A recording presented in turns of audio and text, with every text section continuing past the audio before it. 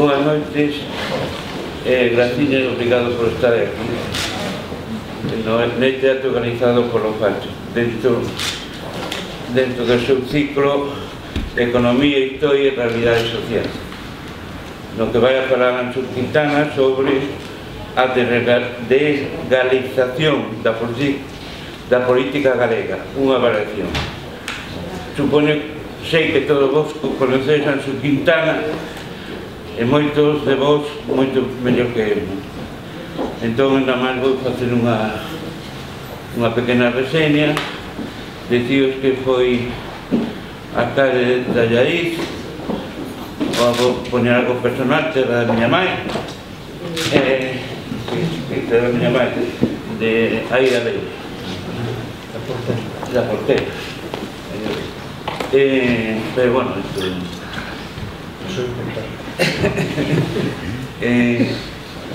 é que chegou apoiado pola ciudadanía de Allariz en unha loita contra o caciquismo PPA.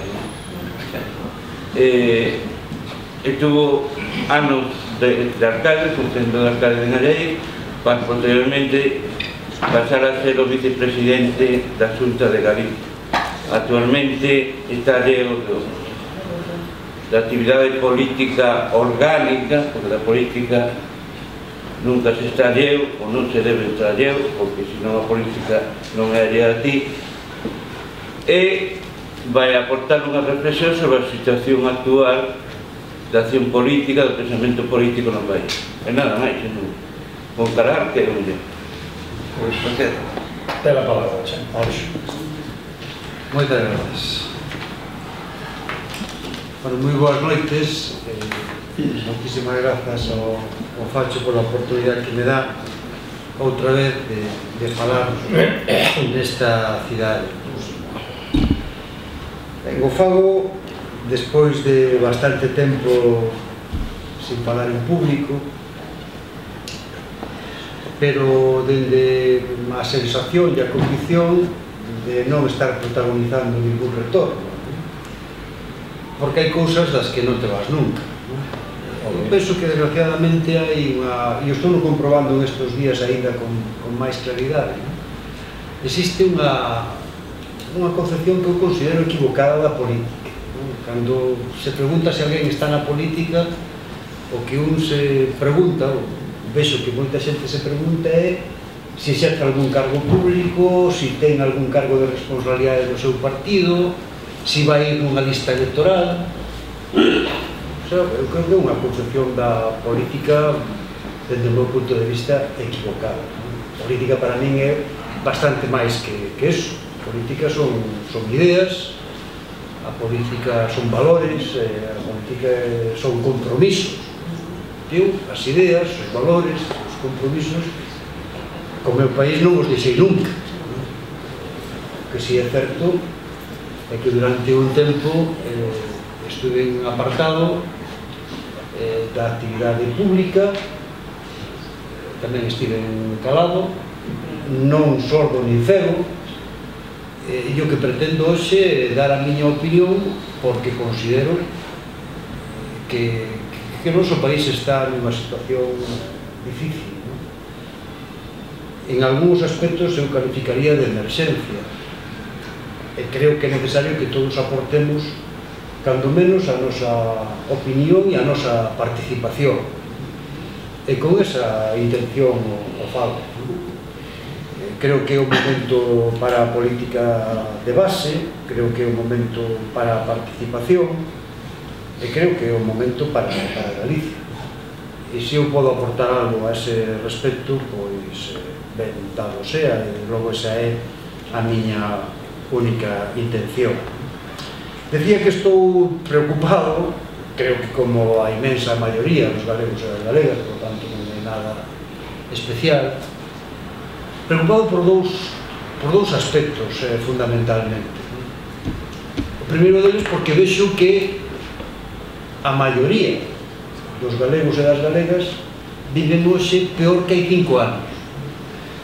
E iso debe de ser motivo de preocupación, porque ata agora no que todos coñecemos da nosa vida parecía unha circunstancia histórica xa inalterable que nos puderamos deixarlle aos nosos fillos unha situación mellor que a que os nosos pais nos deixaron a nós, e que ao mesmo tempo os nosos pais deixaronnos a nós unha situación mellor que aquele recibido dos seus.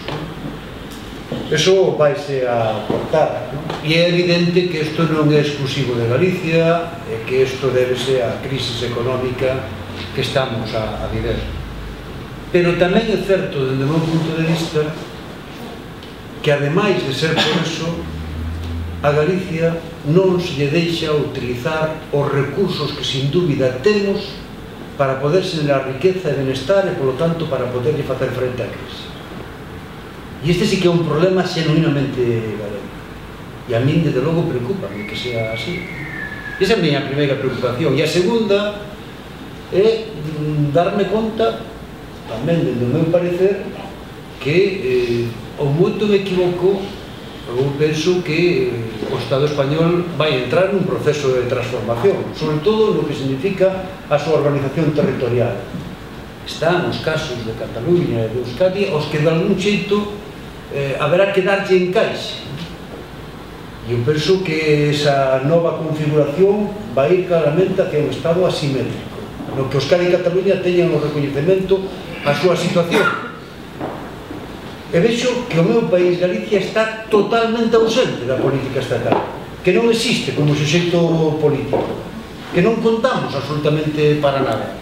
E penso que iso é un problema moi grave para todos e para todas nós, porque podemos perder o peso institucional, e iso non é unha cuestión de categoría de clase, é unha cuestión que vai incidir directamente nas nosas posibilidades de poder facer o que apuntaba ao principio, de poder aproveitar dentro do noso autogoberno os nosos propios recursos.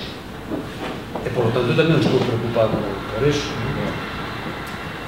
Sobre a primeira cuestión, vivimos peor e por culpa da crisis, pero, ademais disso, aos galegos non se nos deixa utilizar os recursos dos que dispomos para poder xenerar riqueza, para poder xenerar benestar e, por lo tanto, para facerlle frente á crisis.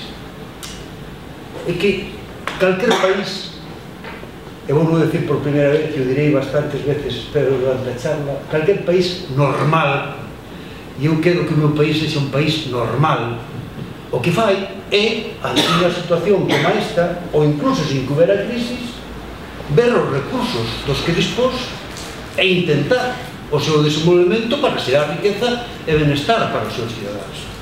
Calquera. Eu escoito agora, moitas veces, a responsables políticos gubernamentais decir que estamos en un proceso xa de recuperación económica. E a mí me estrana que en todas esas repetidas roldas de prensa que se dan para facer esta afirmación non haxa ningún periodista que levanta a mão e diga: por favor, me pode decir en base a que sector económico da nosa economía se vai producir esa recuperación? Porque supoño que será en base a algo. Vamos a facer máis coches, vamos a facer máis barcos, vamos a producir máis no sector agrícola. En base a que sector económico se vai producir esa recuperación? Bueno, o problema é que non hai ningún sector económico que teña esa perspectiva de aumento e mellora no inmediato futuro. Porque están falando de unha recuperación macroeconómica de números que nada ten que ver ca realidade da xente. No caso de Galicia, nós sí que nos poderíamos plantexar a nosa recuperación económica en base á potenciación de algún dos sectores que, estando na nosa base productiva, nos poden permitir xenerar riqueza e benestar para nós. Nós temos eses sectores, témolo no ámbito industrial, témolo no ámbito do sector primario, temos un incipiente mundo industrial ao redor das novas tecnoloxías, teríamos ámbitos nos que traballar para, a base do desenvolvemento desos sectores, xenerar riqueza e benestar. Pero non o podemos facer. Non o podemos facer e creo que nos debemos de preguntar por qué. Pois, dende o meu punto de vista, os problemas de Galicia e, polo tanto, a solución a eses problemas non se poden atopar se únicamente aplicamos a tradicional dinámica esquerda-dereita. non é posible. Ímonos equivocar. Si para explicar cales son os problemas de Galicia ou para detectalos e para apuntar a súa solución únicamente pensamos nesa dinámica, nin acertaremos na identificación dos problemas, nin acertaremos na súa solución. Se nos queremos salvar a crisis, como calquer país normal, pois empecemos por pôr en marcha, en desenvolver un sector industrial que está a nosa disposición e que ademais hoxe no mundo do comercio globalizado e do aumento do transporte de mercadorías por mar está nunha inmellorable situación para aumentar e para mellorar, que é o sector da construcción naval. Calquer país que hoxe teña esa posibilidade está pensando en desenvolverlo porque é un sector con mercado no mundo. É algo que non fai falta ser especialmente listo nin gran economista para darse conta. Nós temos ese sector industrial, temos un sector naval con capacidade tecnolóxica e experiencia laboral, cuestión moi importante, para poder competir no mundo. Pero resulta que é un sector eternamente en crisis. Do único que se escoita falar do sector naval en Galicia é para falar de crisis do sector naval. Nunca polo que vai a facer, porque o está facendo, polos mercados que conquistou, non, porque está en crisis. E por que está en crisis o sector naval en Galicia? Por un problema mal resolto entre patróns e obreiros. O sea, por un problema que poderíamos identificar na dinámica esquerda-dereita. É por eso que está en crisis o sector naval en Galicia. Por un problema mal resolto entre patróns e obreiros. Non. O problema do sector naval e a crisis do sector naval en Galicia é porque non podemos producir barcos. E por que non podemos producir barcos? Porque somos galegos. Se ese mesmo hosteleiro estivera en outra parte non tería os mesmos problemas. Nós precisamos potenciar, como calquer país normal, nunha situación de crisis, o noso sector primario, porque temos potencialidade para facelo. E ademais experiencia laboral, capacidade tecnolóxica. Temos no ámbito do sector primario en terra un entramado de produción, como é o entramado de produción láctea, moi importante, moi tecnificado, moi avanzado e con gran experiencia. E, por lo tanto, con posibilidades, se se deixa, de competir no mercado mundial. Temos no ámbito do mar un sector como o sector pesqueiro con capacidade, experiencia laboral, tecnolóxica, para poder competir, se nos deixan, en pé de igualdade con calquer mercado do mundo. Pero non podemos facelo, porque están en crisis continuamente. Tanto o sector primario no ámbito de terra como o sector primario no ámbito do mar. E por que están en crisis?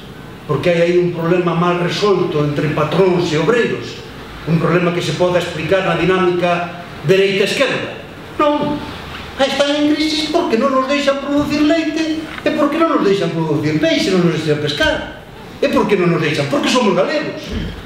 A mesma produción láctea de Melide, que non pode producir a mesma capacidade tecnolóxica, que as mesmas vacas, que a mesma experiencia, se en vez de estar en Melide está en Toulouse, non ten ningún problema. Entón, ese é un problema de dereita-esquerda que se pode explicar na dinámica dereita-esquerda. Non, é un problema nacional. Por iso penso que para identificar os problemas en Galicia, para buscarle solución, temos que ter a suficiente audacia e, sobre todo, a suficiente confianza no país como para facer análisis dentro do país, dinámicas dentro do país e solucións dentro do país. E por eso a mí me preocupa que haxa un proceso de desgaleguización da política en Galicia, porque penso que eso é un empobrecemento. Penso que é un empobrecemento e, ademais, nos coloca na línea de non poder buscar auténticas solucións. Eu creo que mal facemos se pensamos que os problemas en Galiza vannos vir resoltos dende fora. Dificilmente o poderán ser. E por iso creo que é tan importante galeguizar a política galega, non dende unha perspectiva estética ou identitaria, que tamén, que tampouco está mal. Non, dende a posibilidade e realidade de sermos capaces de analizar os problemas de Galicia dende Galicia e buscar solución como galegos e como galegas.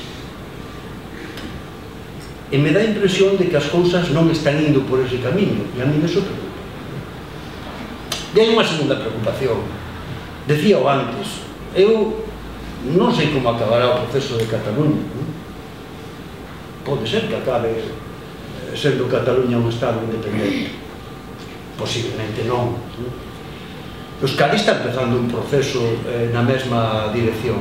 O que sí sei é que eses dos procesos van acabar tendo unha resolución nun sentido ou noutro. E posiblemente a resolución sexa intentando buscar acomodo institucional dentro do Estado español, pero non poderá ser o mesmo Estado español. Terá que ser un Estado español totalmente diferente, ben porque Cataluña fixo o seu Estado independente ou ben porque se incluiu deste, pero dende logo dende outra perspectiva totalmente diferente. E será un Estado asimétrico no sentido de que Euskadi e Cataluña van a ter o seu recoñecemento nacional polo xeito e pola forma que sexa. Claro, se nese momento Galiza non está presente nese debate, Galiza pode salir perdendo e perder estatus institucional, porque quedarán Euskadi e Cataluña por un lado e despois outro pelotón no que Galiza non vai ser o cabeza de pelotón. Será Madrid, será Valencia, será Andalucía, e despois nos tocará a nós.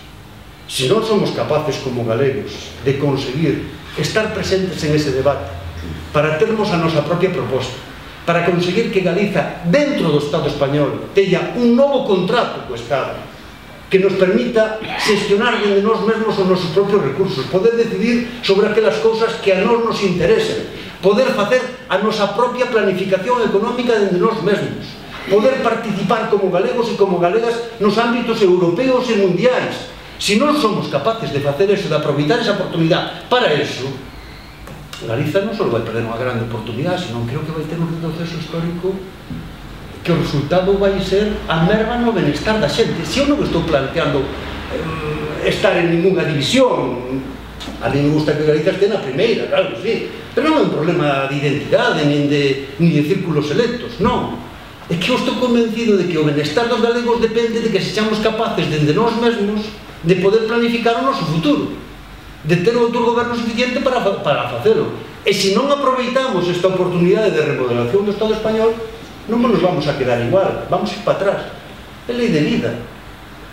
Nunha situación de movimento, se tú te quedas parado, non conservas posición, perdes postos, porque todos avanzan. Esta é a realidade. E estas son as dúas preocupacións que a min me moven.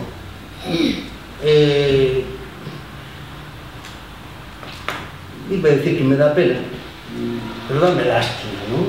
Dame lástima que o presidente Feijóo non pense o mesmo. Outro día decía que non estaba de acordo co que estábamos dicindo, co que estaba dicindo eu, non? Decía que non é certo, que Galicia ten criterio, que Galiza se lle escoita en España e que ademais os seus amigos, os presidentes de outras comunidades lle daban a razón a él e non a daban a mí.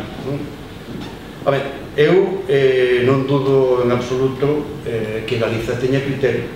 O que non teña presidente. O que non teña presidente. Un pode facelo ben, malo, regular. Pero un presidente que non lle guste estar no seu país, mala cousa.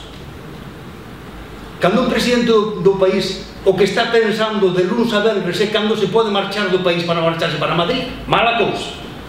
Cando un presidente que desexa é non estar aquí senón estar en Madrid, mala cousa. Que temos un presidente que parece que está en arresto domiciliario, que está esperando o venres para escapar de aquí con pase per nota para dar conferencias por España adiante falando de si mesmo para facerlle a pelota para fora.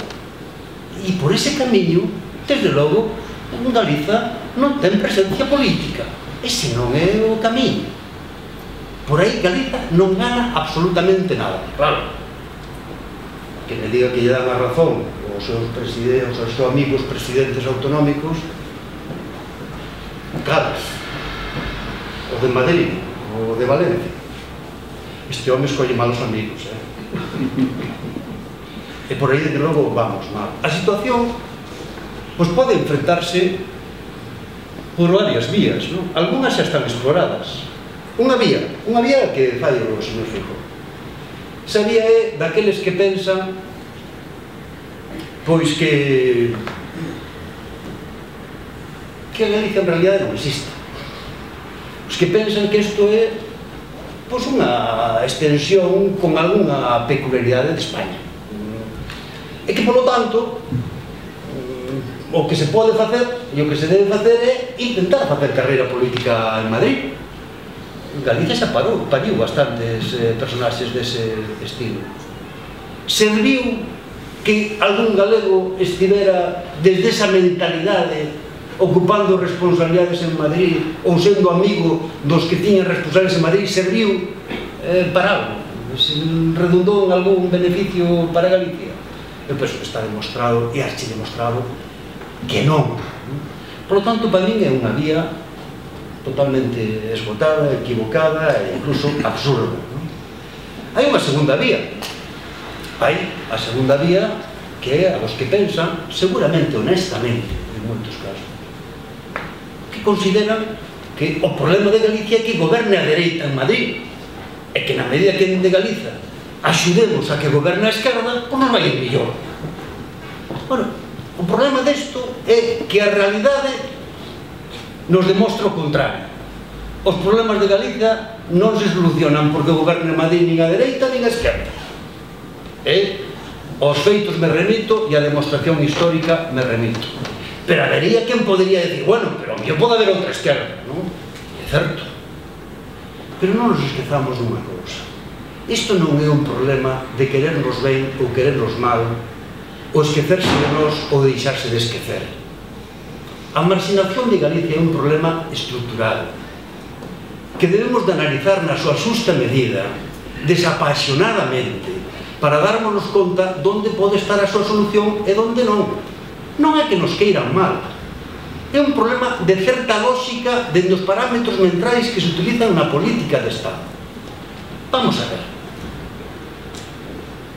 O problema real que temos en Galicia é que o que son para nós sectores estratégicos fundamentais para o noso benestar, eses que son sectores estratégicos fundamentais para nós, para o Estado español, son sectores superfluos, prescindibles. Como antes falaba do sector naval, é un sector industrial que ca súa ramificación industrial e tecnológica por si mesma podería servir para vertebrar industrialmente un país que por outra parte só ten 2.700.000 habitantes, cuestión que xoga o noso beneficio e non a nosa contra. Por iso para nós un sector como este é un sector estratégico fundamental que defenderíamos a capa e espada en calquera sitio. Cal é o problema? Non é que nos queiran mal.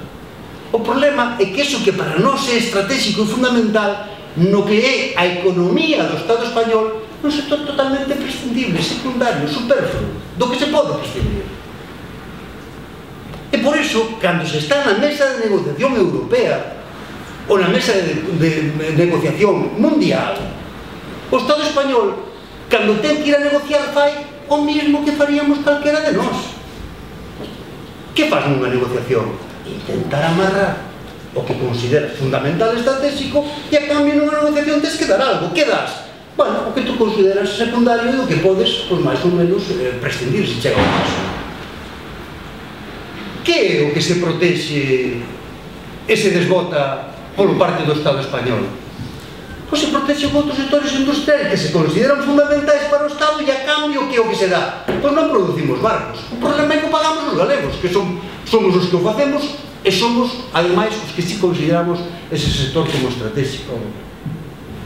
Que o mesmo pasa na negociación no ámbito europeo, no ámbito mundial, cando se trata é nesta economía globalizada de definir quen produce e deixa de producir.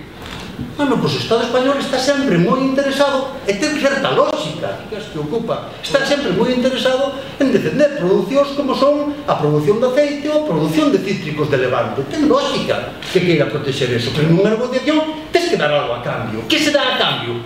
Pois o sector lácteo. Por qué? Porque para o Estado español a produción láctea non é algo fundamental, non é algo estratégico, non é algo do que dependa a economía do Estado. Depende a nosa, non a do Estado español. Mentras a unidade de medida para os galegos e as galegas sexa o Estado español, perderemos sempre na balanza. Sempre. Por iso non é un problema de dereitas e esquerdas. Calquer formación política que goberne no Estado dende a actual perspectiva acabará sendo un resultado, tendo un resultado para Galiza exactamente igual. Só podemos cambiar isto se iniciamos un proceso político na que os galegos e as galegas decidamos, se somos nós os que decidamos sobre aqueles sectores dos que depende a nosa economía e, polo tanto, o noso benestar. Que se o sector naval vai adiante ou vai a mal, ou vai ben ou vai a mal, sexa pola capacidade dos galegos e das galegas para desenvolverlo. Non porque 4 burócratas imbuídos de capitalismo fanático en Bruselas digan unha cousa ou digan a outra. Somos os galegos os que temos que decidir eso. Non o teñen que decidir os señores en Bruselas. E iso que de dereitas ou de esquerdas? Eso é nacionalista.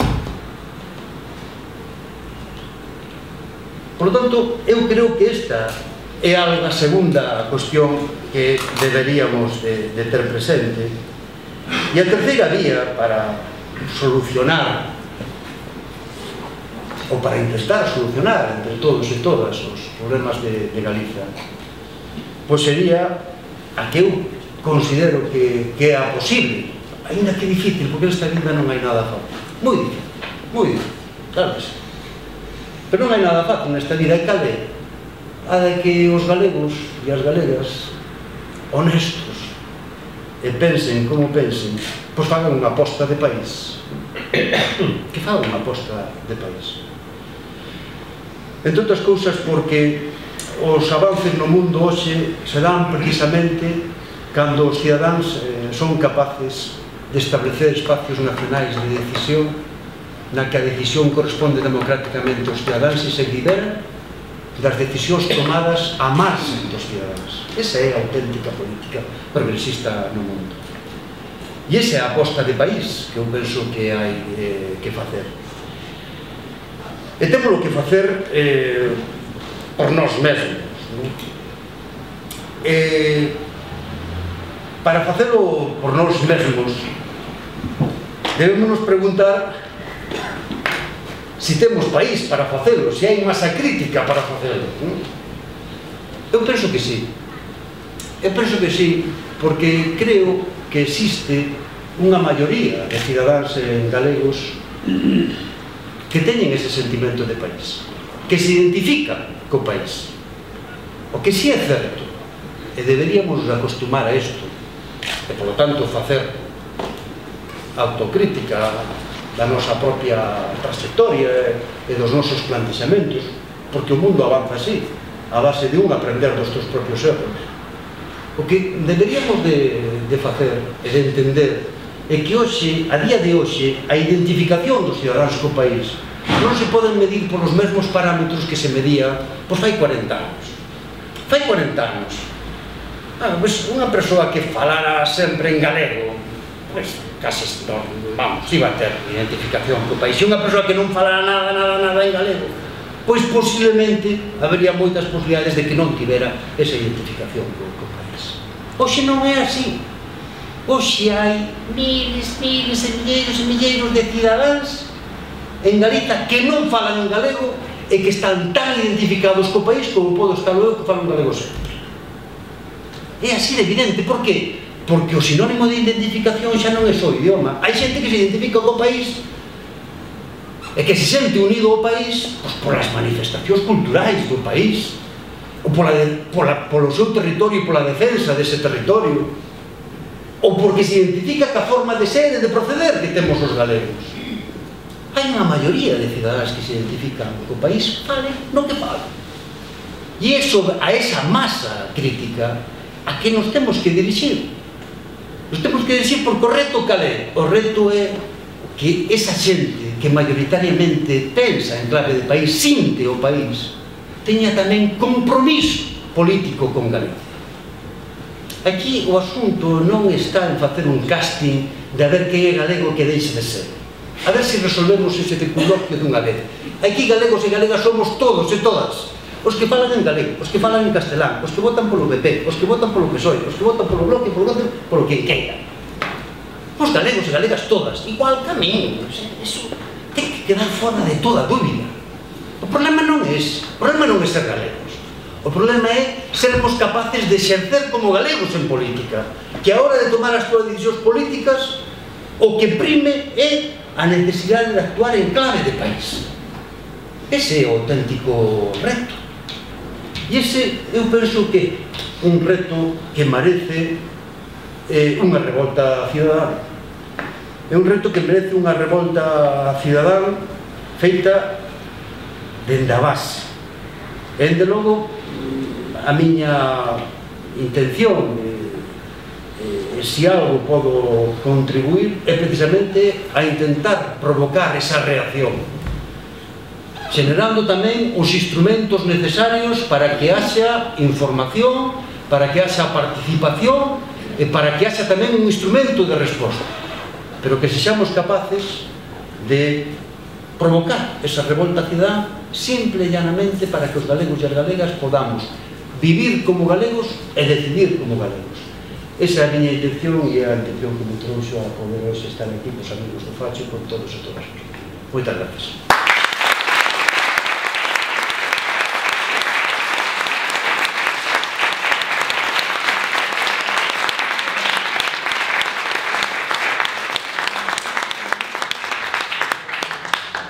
Ben, supoño que todos estamos perfectamente identificados con toda a conferencia que nos acaba de dar a Xilintana. Pero, entón, eu aquí, na presidencia da Agrupación Cultural Facho, tan só nos digo que, por favor, o que queira facer alguna pregunta ou que queira dar a súa propia idea, que o diga. Aló atrás, veña. Non hai micrófono. Hola, boas tardes. Hola. Falando de instrumentos para Galicia, que opinións ten sobre o que pensa facer algún goberno de reducir os parlamentarios, cambiar tamén os partidos judiciais ou que gobernan ser máis votados? Bueno, eu penso que se teñen dado demasiadas ocasións dende a política e dende o exercicio da política para que os cidadáns estén fartos da política. Iso é así. Non fai falta recurrir a ningún contubernio exterior para darnos conta de que nosotros solitos la matamos, non? Iso é así, e é normal que os cidadáns estén fartos, non? E asqueados, incluso da política, do servicio da política e do que se ten convertido a política. Eso sí é un problema e non pequeno, non? Un problema que debemos de enfrentar con valentía, non? Por exemplo, eu penso que sería necesario que fixéramos un esforzo por cambiar a concepción da política que temos. Eu decía ao principio e volvo a repetir agora, estou asombrado da cantidad de xente que ten imbuído no seu cerebro a idea de que a política é ocupar un cargo público. E o que está na política é porque está ocupando un cargo público. E se falas de política é porque queres ir nunha lista electoral e ver se ocupas un cargo público. A política é bastante máis que eso, non? Eu levo máis ou menos nesto da política, pois desde que tiña 18 anos e teño 55. A maior parte do tempo non ocupei ningún cargo público. E creo que fixen máis política cando non ocupei ningún cargo público que cando o cubrí.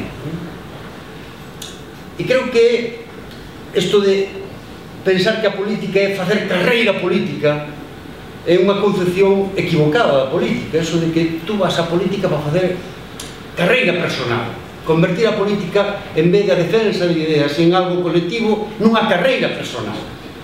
Claro, se iso lle sumas o feito de que hai moita xente neste mundo que considera que o triunfo personal é enriquecerse, xunta o lume que apalla e fuego que te criou. Se tú consideras que o teu objetivo na súa vida para ser feliz é ter moitos cartos e ganar cartos como sea, e despois consideras que a política é unha carreira personal, estás pondo todo encima da mesa para que estalle a bomba. Penso que teríamos que ir a outra concepción da política como servizo público, da política como defensa de ideas, alén de outras moitas cousas que hai que facer. E dito isto, e por lo tanto, recoñecendo que o propio exercicio da política que ten provocado ese asqueo dos cidadáns, eu penso que tamén hai certas actitudes políticas que o que pretenden é desprestixiar a política, deslegitimar a política e o exercicio da política. E, ademais, me dá a impresión de que moita xente que actúa en esa dirección o fai porque o que pretende é que en vez de tomar as decisións os representantes públicos democráticamente elegidos por cidadáns, as decisións as tomen os 4 burócratas de Bruselas. E están moi interesados no desprestixio da política precisamente para que non haxa posibilidade de que os cidadáns elixan democráticamente os seus representantes. O sea que non se trata tanto de regenerar a política como de acabar con ela. E eu, de logo, en eso sí que non estou de acordo. En eso sí que non estou de acordo.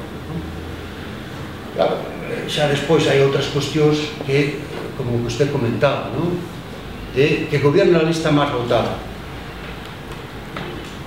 Bueno, eso o din aqueles que non son capaces de sacar que pelo goberno outro gobernar eles. Eu penso que hai en isto un problema que deberíamos de enfrentar. Cando a realidade só se pode ver desde unha única ventana e esa única ventana a marca un determinado partido, vamos mal.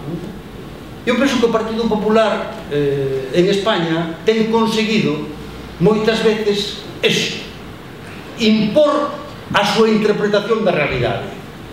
O mundo é así e a realidade é así porque o digo eu e esta é a ventana que eu marco. E vostede, para ver o mundo, ten que ver pola miña ventana. Entón, claro, o Partido Popular un día di ten que gobernar a lista máis votada e o día seguinte a roda de prensa calquer responsable político é a usted que lle parece? Debe de gobernar a lista máis votada? Hai que facelo xa nestas eleccións? Hai que facelo na seguinte?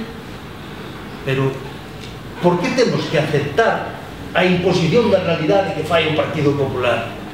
Estamos nun estado democrático no que nos puxemos de acordo que era unha democracia parlamentaria e representativa. E a democracia non é ganar, a democracia é convencer. Por iso goberna non quen gana nin deixa de ganar, sino a que concita o consenso suficiente para ter unha maioría para gobernar. Esa é a democracia. A democracia é diálogo, a democracia é consenso, a democracia é búsqueda de acordos, non impor as túas normas.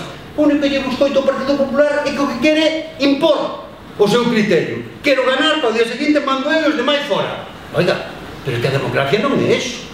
Precisamente por eso se inventou a democracia parlamentaria. Por eso os concellos, un alcalde para gobernar, que ten que facer? Pois ten que facer concitar o apoio mayoritario da corporación, o elixe, claro. Senón, como vai a gobernar? Porque é a corporación a que representa o conxunto da poboación. E un alcalde gana cando é capaz non só de sacar moitos votos nas eleccións, sino despois tamén de concitar o apoio daqueles que non o votaron, pero consideran que, vista a decisión dos ciudadanos, é o máis democrático e que goberne ele. Eso é a democracia. E outro é o sentido da democracia moi reduccionista, posiblemente porque algo que pasa que non creo. Gracias. Moi ben. Aquí, Ali. Tamén parece que fixeches un discurso moi simplista dos problemas de Galicia e das solucións. O sea, se non nos deixan ni producir leite porque somos galegos, ni facer vascos porque somos galegos, ni ser ricos porque somos galegos, e que dis a selección de ser galegos, a contestación tamén podría decir non nos deixa fazer todo iso porque somos parvos. E como somos parvos non nos deixa facer nada. E entón a solución sería facernos listos. Podería ver como nos facemos listos. Se a solución é facernos galegos, pois temos que crear algo para que nos sintamos galegos, para que nos desenvolvemos como galegos. E entonces hai un partido que ten unhas orelleiras, como acaba de decir que ahora no PP, que leva moitos anos dicindo que todos temos que ir detrás dele, e algunos estudemos que e ese partido desde hai 10 anos aquí cada vez ten menos seguidores, por lo menos ten menos número de votos e é menos capaz de entusiasmar a xente. E a ese partido non lle vexo que faga nunca crítica de por que coño estamos sendo pagos por non ser galegos. Bueno, eu alegrome non ter feito un discurso complexo, non? Intentaba precisamente ser o máis simple posible, non? E creo francamente que o noso problema non que sejamos parvos, non? En todo caso que nos falta é certa autoestima, non? Que digo que en todo caso que nos falta é certa autoestima, sermos capaces de darmonos conta de que por nós mesmos sí que podemos, non? Pero a realidade é a realidade, non?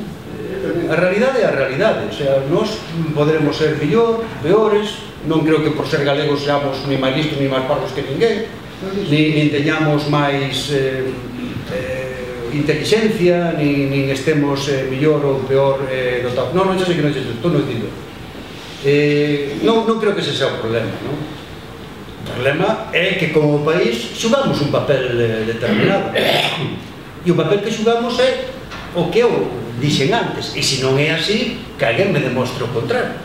Se alguén me dice, non, mire, que non estás equivocado, esa explotación láctea de que falaste de Melide, o problema é que as vacas teñen 2 tetos en vez de 4. Entón, as vacas galegas non producen, como vamos a competir?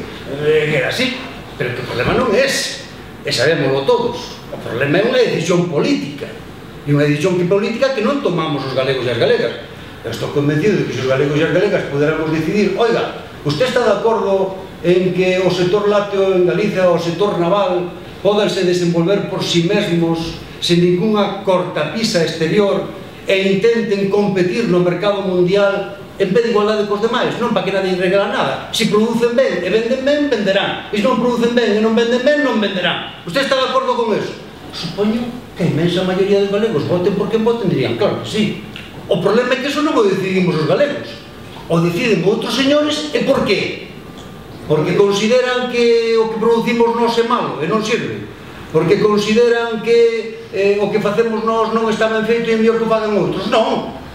O fan porque hai determinadas corporacións económicas que lle interesa que en vez de os centros de produción estén aquí, estén en outras partes. E hai determinados políticos que o que fan é refrendar as decisións desas corporacións económicas. E o que plantexo, e a solución, vamos á solución, pois o que plantexo é invertir os termos. Decir, oiga, é que isto non pode ser a normalidade, isto non pode ser de que sempre foi así, non. Isto ten que ser a democracia. A democracia consiste que os cidadáns deciden. E os galegos temos dereito a poder gobernar a nosa terra. Temos dereito a poder equivocarnos. E o mellor resulta que nos quitan toda a cortapisa para o sector lácteo e que nos pomos a desenvolver o sector lácteo. E o mellor resulta que non somos capaces de competir no mundo e que nos vai mal. Pero nos vai mal a nós porque non somos capaces, como galegos e como galegas. Non porque nos impidan dende fora. E hoxe o que sucede non é que non competamos porque non o sepamos facer. Non competimos porque non nos deixan competir. E iso é o que hai que modificar, iso que está na nosa man modificar. Entón, hai dúas posibilidades, unha é que nos fagamos galegos, e entón hai que ver por que nos facemos galegos, ou que salgamos de Europa. Entón, non sei por que non, mire, non se trata de que salgamos de Europa, o que si se trata... A de facernos galegos. O que se trata... Por que non somos capaces, pois que todos os que estamos aquí agora, se nos quixéramos a facer un programa para traballar por Galicia, seríamos capaces de ponernos de acordo nas cousas máis importantes completamente. Pero resulta que na práctica é imposible. Cantos partidos temos en Galicia?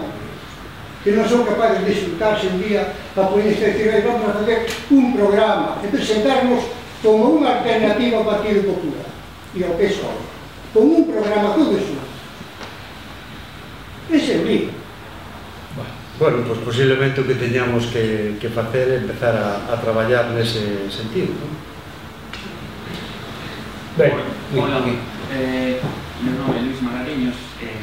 Publiquei fai 2 meses, máis ou menos, 6 principios do que considero que debía ser ese discurso nacional que fala, o que concordo absolutamente, porque creo que o potencial é inmenso e que ninguén explotou, salvo o PP, sobre todo na era Fraga, non?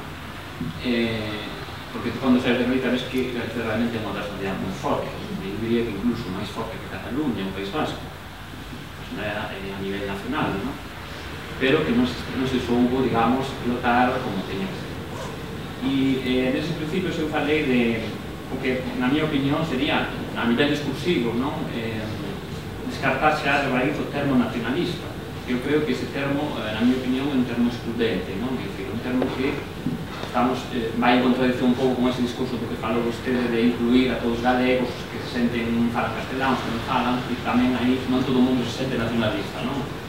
Nese sentido. Eu sustituiría pola cuestión de nacional, non? Mais que nacionalista nacional, ou en tal caso galeguista, non? Que máis...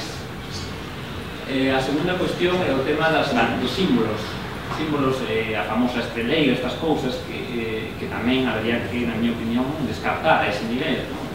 Habería que ter unha apropiación dos símbolos que temos, símbolos a bandeira civil, a bandeiras, os escudos oficiais, ese tipo de cousas. Nese sentido, includente, non? Terceiro punto fundamental, na miña opinión, é mudar ese discurso un pouco do victimismo, de ai, que malos somos e fora tal, un pouco ese resistencialismo, non? Por o discurso do orgullo, non? Do orgullo, tanto a nivel do que somos, ou incluso do que podemos ser, un pouco nesa línea do vivamos como galegos, non? Que vostede tamén o pon de exemplo moitas veces. Porque creo que se conectaría moi ben coa xente en xeral, non?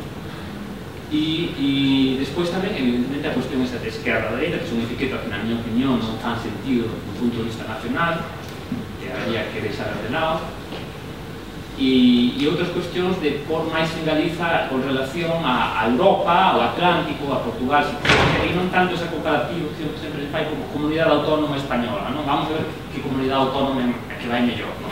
Vamos ser un país europeo, vamos compararnos con outros países europeos, ese discurso do Atlántico, de non sermos periféricos do Atlántico, de Europa, etc. E unha última cuestión que aí xa, bueno, me discutir o tema da lingua tamén, non?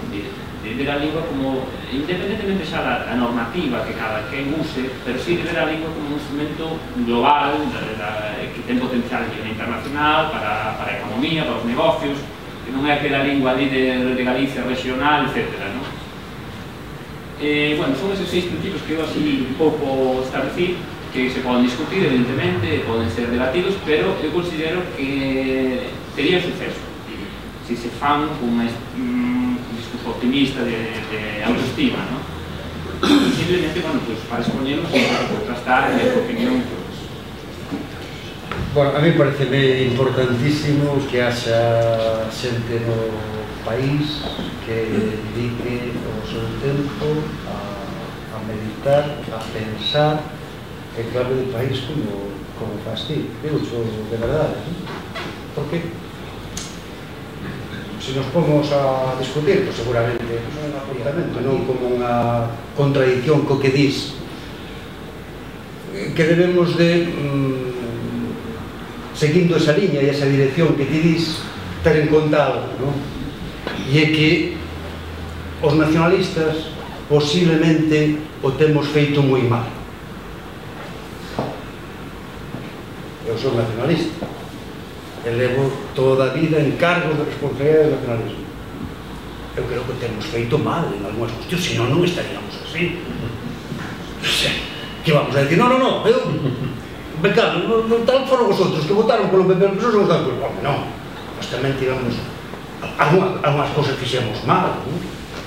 Ahora, ningún dos problemas de Galicia, dos que padecen os galegos e as galegas exercenas no benestar, é culpa dos nacionalistas, ningún. E eu creo que iso temos que terlo presente, non? Por qué? Porque creo que efectivamente é moi importante o que tu dis, facer un discurso incluinte, non excluinte. Pero coño, non podemos por excluir os nacionalistas, que culpa non temos ningún. Porque temos, o que si temos é, non entendo que xa sei que tú non queres dicir eso, pero entendo que dende a perspectiva da cultura política que sempre defendimos, temos que facer unha evolución para sermos capaces de facer algo que eu creo que o que ti dis resumirías en unha cousa, que é derribar fronteiras.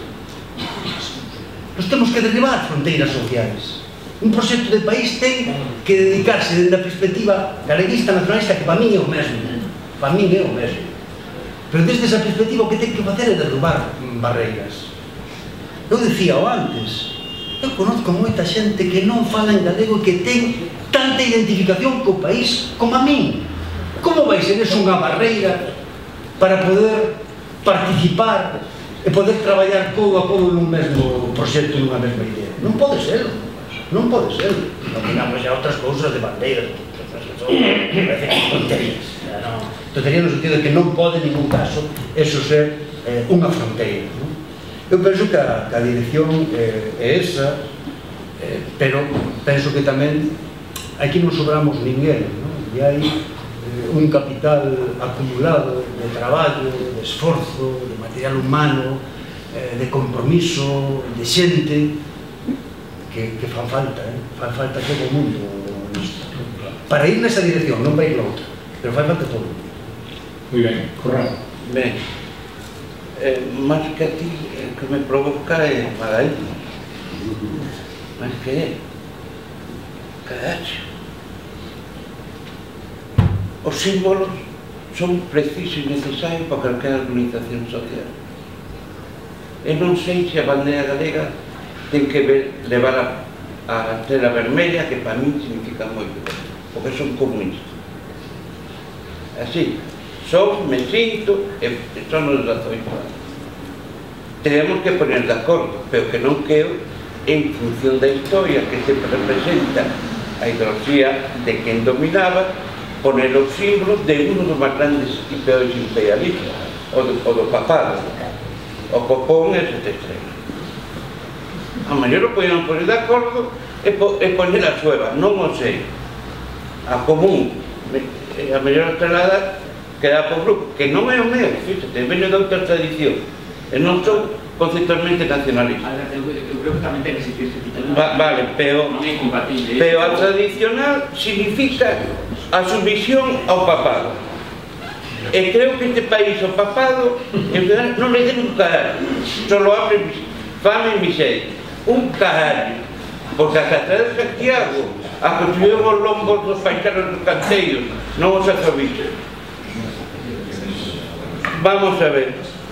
Depois, colectivamente, ti non podes obrigar a ninguén que te ame, ni a ninguén. Pero si podes obrigar a que te respetes, si sabes facer valer os teus intereses, porque en última instancia hai o confronto. Entón, eu creo que os galegos debemos, fíjate que non veño da tradición que se chama nacionalista, veño ortodoxo comunista, máis ortodoxo, como di outro, ni Lenin. Apostólico romano. Pero como actuamos colectivamente, como poco, o non hai proceso de emancipación nas clases populares tampouco. É dicir, e te ponen un exemplo recente que corresponde a miña xeración.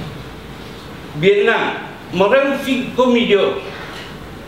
O discurso de emancipación que o dicía o Partido Comunista Vietnamita, que a desgracia obtuvo que sumerser no proxecto nacional.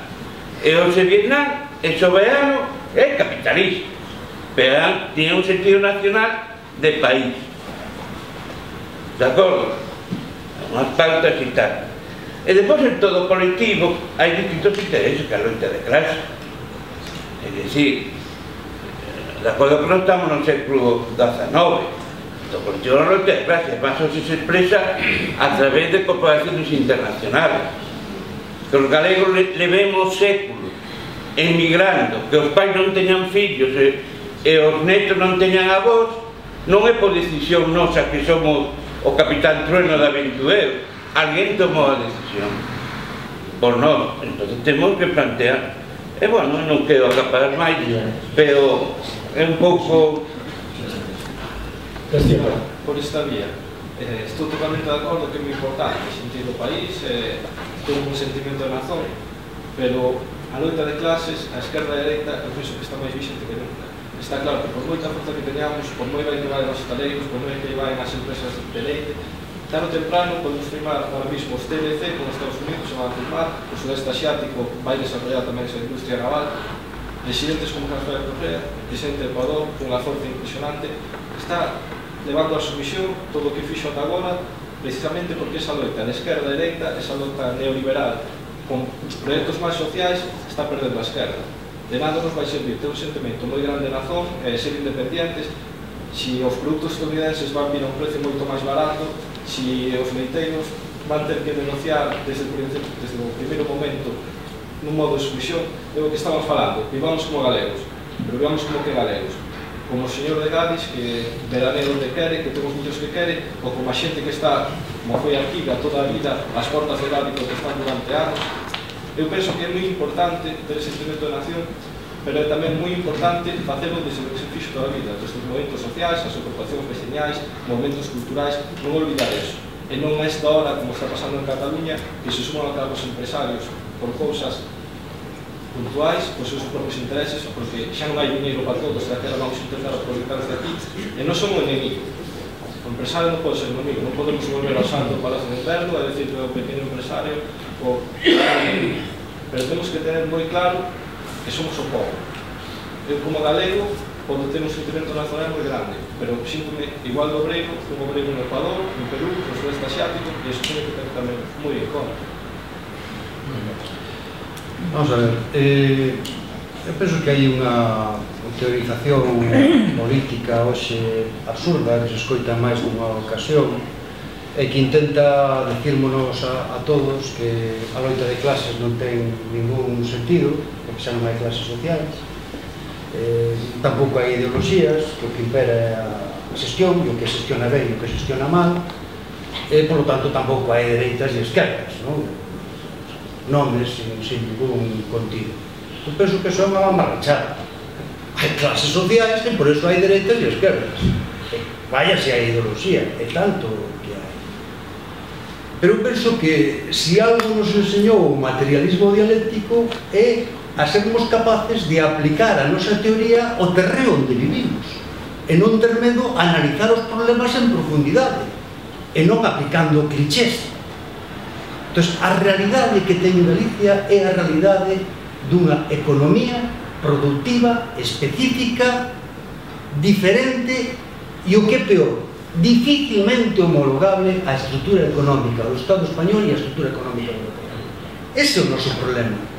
E dai é o que nace a injusticia, a discriminación e a incapacidade de xenerar benestar. Que irámoslo ou non, hoxe, os movimentos de clase non se explican únicamente en termos nacionais, senón que se explican na posibilidade real que teñen determinadas corporacións económicas de ámbito supranacional en impor os seus criterios e en establecer canles políticas para que esos criterios se leven a cabo. Cal é o auténtico movimento progresista no mundo a día de hoxe? O auténtico movimento progresista é romper esta dinámica para construir espacios nacionais de decisión. A soberanía convertiuse nun concepto de clase, non un concepto étnico, nun concepto de clase. Ter soberanía como povo é asegurar que a maioría social dese povo pode, cando menos, pular polos seus intereses. Esa é a realidade. E iso nos leva a unha concepción nacional do problema, gústenos ou non nos guste. Cando eu digo que é necesario crear un espacio nacional galego de decisión para que o noso futuro non o decidan 4 burócratas imbuídos de capitalismo fanático, que estou dicindo? Algo de dereitas. Pero tampouco é a esquerda clásica, é un novo concepto que efectivamente nace dende a esquerda, se queres, pero que é un novo concepto que como galegos ou como galegas temos dereito a crear, ou non temos dereito como galegos ou como galegas a aportar algo á teoría política mundial, e só temos que encasillarnos no que xa existe. Entre outras cousas, porque o proxecto nacional de desenvolvemento sí que se pode explicar nun horizonte temporal que todo o mundo pode ver. O mundo idílico que defende, o que defendemos, a esquerda, exactamente cal é. O nacional sí que se sabe, e por iso moitos gobernos que aquí calificamos de esquerda no mundo e que utiliza a esquerda como baluarte ou como horizonte, cando vas a esos países resulta que eles non se califican como de esquerda, sino como nacionalistas. Esa é a realidade. Entón creo que debemos de fuxir dos clixés, de decir, isto non pode ser porque vai en contra da teorización que eu sempre defendí. É un novo concepto e que, desde logo, non está protagonizado polos intereses de 4 capitalistas que queran construir aquí un espacio nacional. E logo que empresarios desa índole están interesados en Galicia no que estamos dicindo aquí. O que están interesados son milleiros e milleiros de persoas de diferentes clases populares, empresarios pequenos que queren efectivamente que ese espacio de decisión exista. E eu penso que temos que ver desde esa perspectiva, porque senón se pasamos da teoría á práctica, que eu creo que é o que interesa a xente, non? Antes nos metíamos aquí nunha disposición sobre bandeiras e demais. A xente o que interesa é o benestar. Temos un proxecto para xenerar benestar, sí ou non? Pois é o que lle interesa a xente. Entón, ao final, o que temos tamén é que a teorización está ben, e ademais é estupendo que sexamos capaces de reflexionar os termos en que ti propós, non? Que moi interesante, moi inteligente, pero ao final tamén temos que irnos a cuestión práctica, e a práctica non la dá a realidade, non? Claro, eu a realidade o que vexo é se o que facemos como acción política de Galicia é dedicar o noso esforzo a engordar un proxecto político que hipotéticamente poda algún día gobernar en España desde unha perspectiva progresista. Ese proxecto, cando lle toque sentarse na mesa da Moncloa, co petate que se vai encontrar diante é o que eu dixen antes, ni máis ni menos. Que sectores económicos, xa que estamos nun mundo globalizado e estamos no espacio económico europeo, que sectores económicos primamos e cales colocamos na cesta dos prescindibles. Hai algún proxecto político de ámbito estatal, chámese de esquerdas ou chámese como sea, que este disposto a decir, non, desta vez os do aceite e os do cítrico que se fastidien porque agora lle toca os do leite galego? Hai algún? É que non o pode facer, porque sería injusto incluso. Cal é a posibilidade dos galegos? Engordar eso? Non. A posibilidade dos galegos é, oiga, que temos un país que ten 2.700.000 habitantes, que somos poucos, que eso é bo, que dicen que somos moi pequenos, millor. É fácil darles de comer, e temos sectores económicos para xenerar riqueza. Pois pagamos ese espacio nacional de decisión, e cando haxa que decidir eso, quitémoslle a Moncloa ao morto de ter que pornos no cesto de desecho, que nos dixen a nós. Pero, como decía Miguel Ángel Murado, non somos país por defecto, xa non somos ni por idioma ni por defecto, somos por defecto.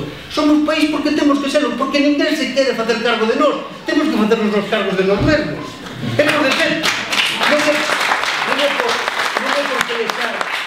Non é por pelexar con nadie, ni por levarlle a contraria a nadie, por dicir, non, es que eu non quero ser de izquierdas, quero ser nacionalista. Non quero outra cosa, vou ser dicindo que digo. Pero o problema non é ese. O problema é que para nós o autogoberno para Galicia é unha cuestión esencialmente popular. Porque Euskadi e Cataluña poderá dicir ben o autogoberno necesitado, pero para eles o autogoberno é bastante máis prescindible que para nós. Eles sempre se iba a ter en contra dentro dunha planificación económica estatal, sempre, porque son impostos. Cataluña é o 20% do PIB, como non se vai ter en conta eso para unha planificación económica estatal? Nós somos 2.700.000 habitantes e non somos nin o 5% do PIB, somos prescindibles. Como podemos variar eso? Facendo amigos en Madrid? Mala cousa. Eso sí que non é de esquerdas. Facendo amigos? Non. Como podemos facelo? Cambiando o escenario, dicindo, oiga, mire, le agradecemos os servicios prestados, pero a partir de ahora o noso vámoslo a xestionar. A mí nos vai mal, pero, bueno, vamos, algo conseguiremos. E esa é a vía, non creo que sea tanto unha contradicción que sea derecha, esquerda, derecha, senón cuestión evidentemente práctica do país. Pois claro, a ver. Sí, o instrumento.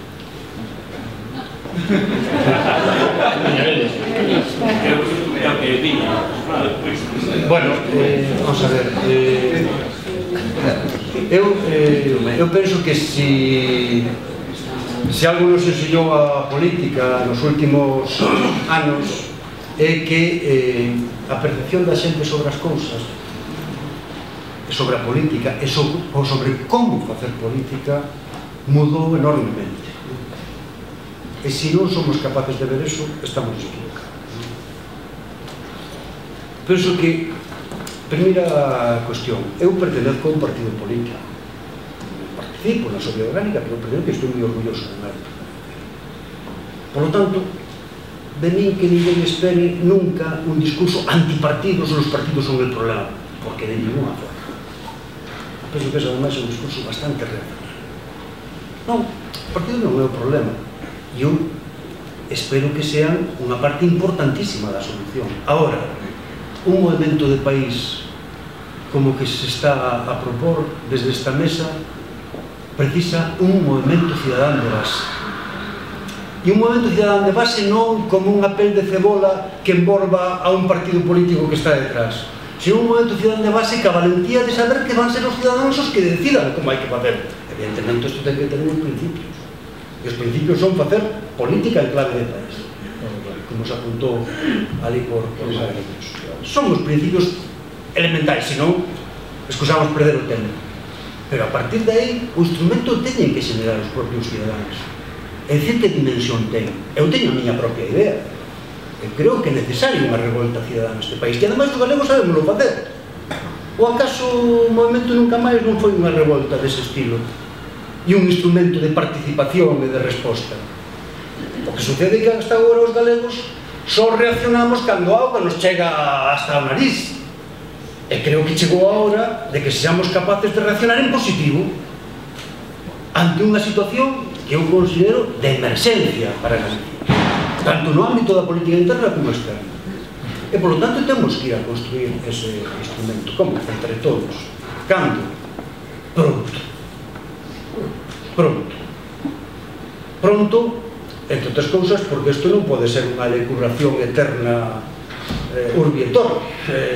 Isto ten que ter unha practicidade, e a practicidade dá os tempos políticos que non os marcamos nin outros que estamos aquí. Vai haber un proceso de eleccións xerais dentro de un ano e vai haber unha nova legislatura no Parlamento do Estado no que se van a decidir cuestións moi importantes. Galicia ten que reaccionar antes disso. Tenemos que ser capaces de que no próximo proceso político Galiza conte. E de logo vai a contar na medida en que teña un proxecto propio e de representación propia que o faga. Por lo tanto, o tempo aprenda. Pero de logo non se le llevo que dé a receta calculada do que hai que facer, porque penso que eso ten que nacer dese proceso. Pois moi ben, penso que xa chegamos a hora de rematar. Desde logo, o que sí, por riba de todo, penso que temos que facer todos un aplauso moi grande ao